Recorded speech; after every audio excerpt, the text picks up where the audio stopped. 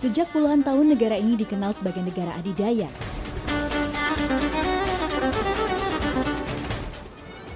Setelah lebih dari 70 tahun berada di bawah pemerintahan Uni Soviet dengan paham komunisnya, Rusia kini telah berkembang menjadi negara federal. Agama pun berkembang termasuk Islam. Islam bahkan menjelma menjadi agama terbesar kedua di Rusia.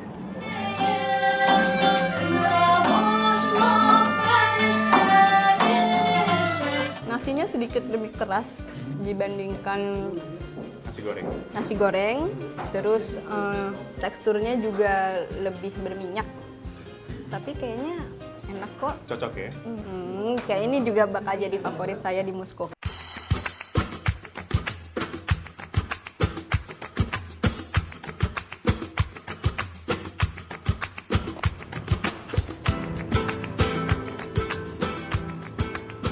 Sisilia merupakan pulau terbesar dan terletak di selatan Italia. Dan di pulau inilah cikal bakal peradaban Islam di Italia dimulai. Palermo, ibu kota Sisilia ini kini terkenal sebagai kota mafia, sebutan untuk sindikat kejahatan terorganisir di Italia. Tak heran di setiap sudut kota keamanan begitu ketat dilakukan. Namun tak banyak yang tahu, berabad-abad silam, kota yang menjadi markas besar para mafioso ini justru menjadi tempat bangkitnya peradaban Islam di Italia. Selama 2 abad dari abad ke-10 hingga abad ke-12, Pulau Sisilia dan sebagian wilayah Italia Utara berada di bawah kekuasaan Islam. Jejak-jejak peninggalan sejarah Islam di Palermo hingga kini masih bisa dijumpai.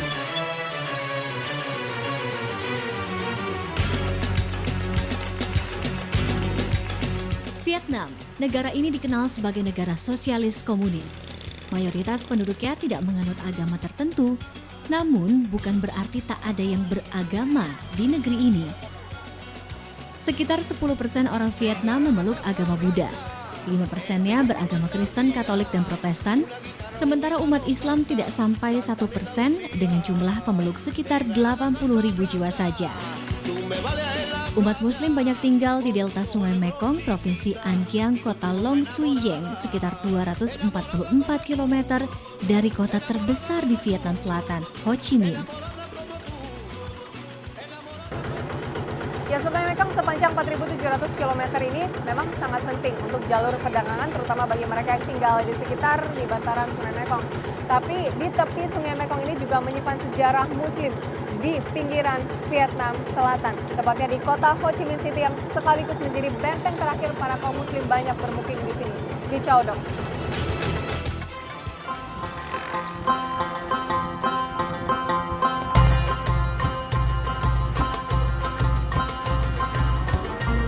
Korea Selatan, di negara yang terkenal dengan gelombang K-pop-nya ini, agama Buddha adalah mayoritas. Namun bukan berarti tidak ada jejak Islam di negara ini.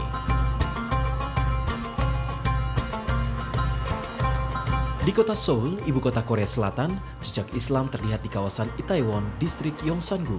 Di sini berdiri sebuah masjid nan megah. Menikmati pemandangan kota Seoul, Korea Selatan dari atas ini sungguh luar biasa. Hawanya yang sejuk membuat saya betah berlama-lama berada di tempat ini.